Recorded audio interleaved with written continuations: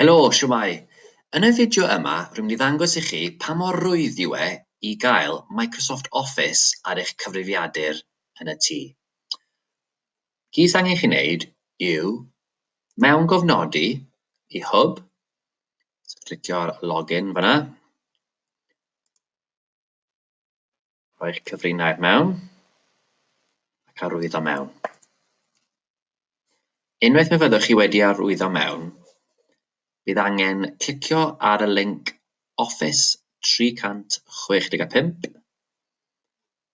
a wedyn, fan hyn, Office 365, falle bod e mewn lle gwahanol gyda chi, achos rwy wedi newid trefn rhain fan hyn. Office 365 a mi fydd angen clicio ar botwm sydd yn dweud Download Microsoft Office. Mynd i ddod nawr ar y dde.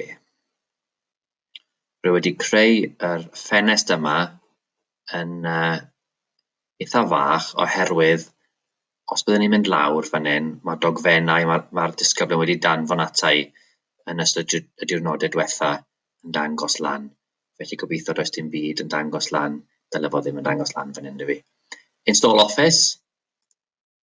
Clicio hwnna.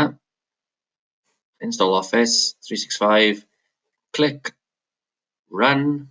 Say yes to start installing. Stay online.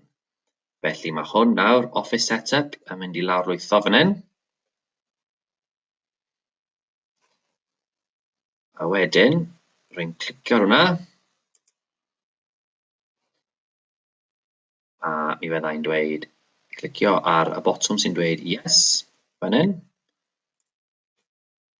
A nawr, mae Office yn mynd i gael ei lawr lwytho a mi fydd e yn cael ei roi ar fy nghyfrifiadur i. Office 2016, rwy'n credu yw'r fersiwn yma. Felly fe wna fi pauso hwn am funed a gan i weld siwn ni'n dod mlaen nes mlaen oherwydd rwy'n credu fydd y broses yma yn cymryd cryn dipyn o amser.